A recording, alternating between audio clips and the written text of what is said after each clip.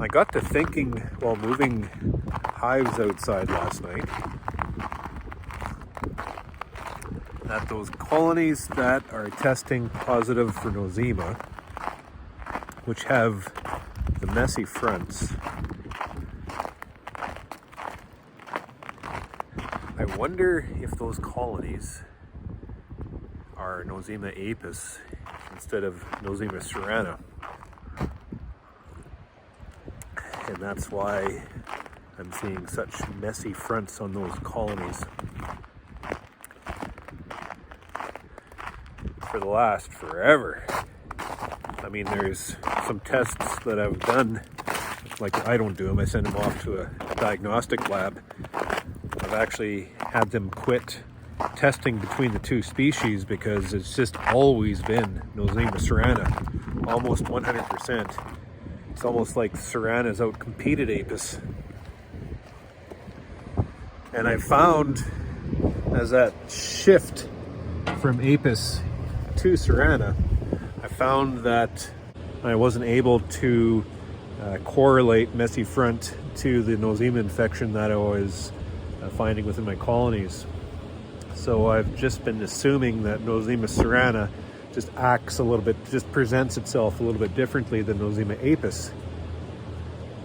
But I'm seeing messy fronts that are testing consistently positive for Nosema.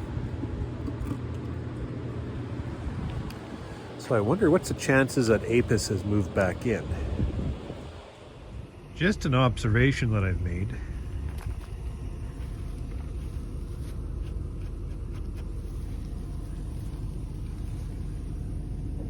Condensation. I think I might have put these introducers in a little bit too early. Just anticipating workload, just wanting to get these colonies out, trying to keep busy, and it hasn't allowed proper airflow out of the nest. There is a lot of debate on ventilation within our hives right now through the winter. What is adequate, what is not adequate, how do you properly set up the colonies according to proper ventilation and such.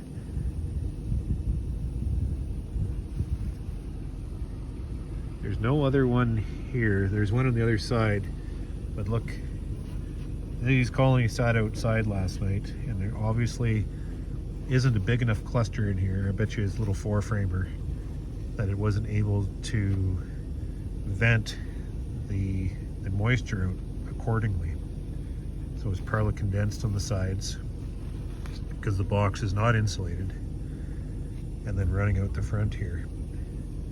That's probably not helping my case for Nosema. An absolutely textbook morning this morning. This is exactly what I was ordering. This is a textbook morning for sending bees out. I didn't get below freezing last night.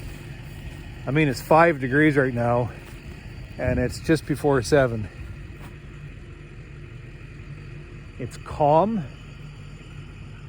It's going to be sunny. I have a good area for the bees to fly over. Not only that, just by a happen chance of blowing the snow off the ground, I was picking up some grass litter, leaf litter, because we don't have any frost. Picking up some dirt and tossed it across the snow. I didn't even realize I was doing this. As that, as it was in the snow, it attracts the warmth. So then it shows itself right away. And not only do I have this nice little heat sink, open bare ground for these bees to fly over, but they don't get blinded by the snow and get lost. So I've had practically zero bee death due to getting lost and disorientated due to the brightness of the snow. And that is my biggest fear, actually.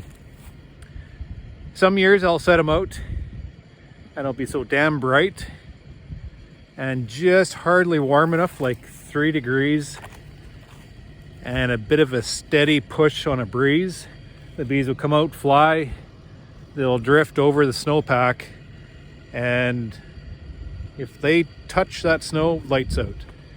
That's all there is to it. But here, I have such a big area that's acting as a heat sink. They can get up and fly. Even if they do drift over the snow a bit, it's covered by grass and leaf litter, so they get a chance if they land on it. So they actually have to fly a ways to get onto the snowpack. But more importantly, it's not blinding them. And they can get back. It's going to be 5 degrees before they even think about flying. So that means they have a lot of second chance here in their first flight. And it's going to get up to 10 degrees. This yard should be electric by the middle of the afternoon. Absolutely textbook. I do a lot of bitching and complaining, but as I'm going through setting out these colonies, I'm seeing a lot of positives. You know, I have that continual checklist, and the positive is racking itself up, and it's becoming reassuring. So I'm kind of starting to relax just a little bit. I haven't got into them to assess, so all shit can break loose, but take it as it comes, I guess, right? I need my hive tool.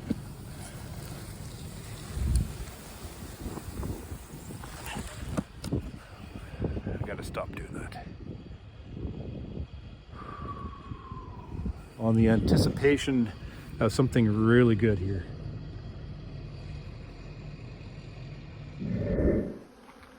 What a textbook flight this is. No wind. It was a nice calm yard. No snow on the ground. No blinding snow around them, because I dusted the snow. Boy, that sure worked out nice. It's already, what is it? It's 10 o'clock and it's already 8 degrees. I am seeing no casualties from this early flight. Ideal first cleansing flight. Look at this. Beautiful. Set this yard down last night in pitch black. And I will be honest with you, it's just a little bit of an old abandoned house over there and multiple abandoned hog barns over here. I was looking over my shoulder the entire yard. My wife watches too many of those, you know, murder mystery, horror type shows. My imagination was getting the best of me.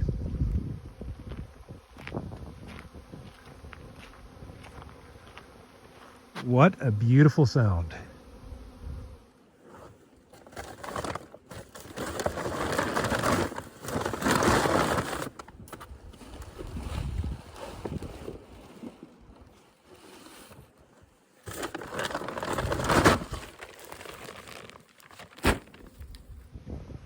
It looks like a bee mirage. Wow. Just a cloud of life over this yard. They just come to life. They are flying everywhere.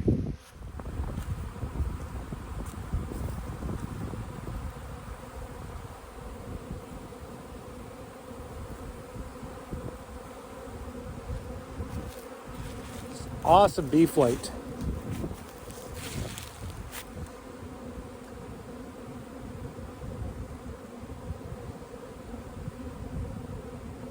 Oh, that bee shit is rank.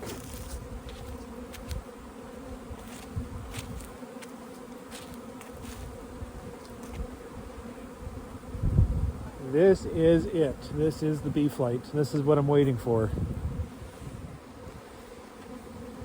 Absolutely spectacular.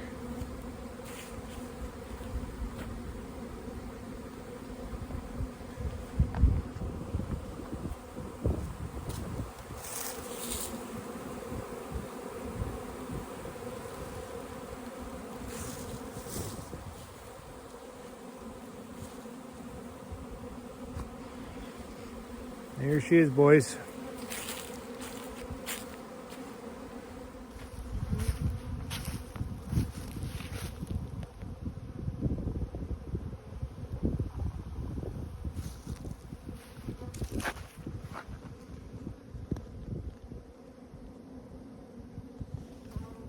Look at that.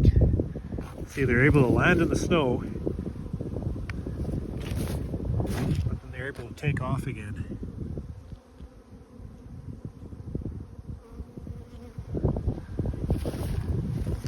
That makes it so much easier on bee casualty. I'm not getting that continual drift of death across the snowbank. Look at that activity.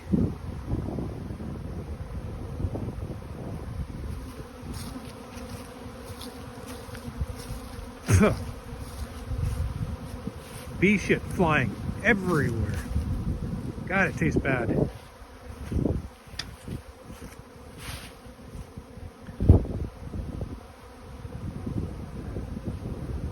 Today is the day.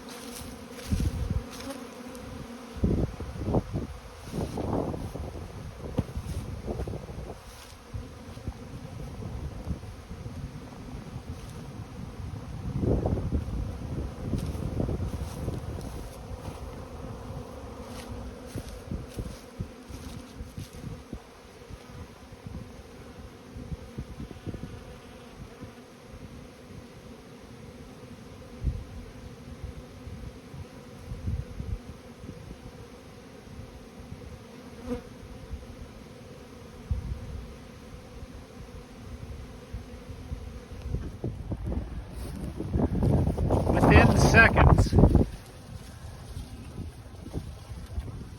we have the first forager of the yard. Atta girl.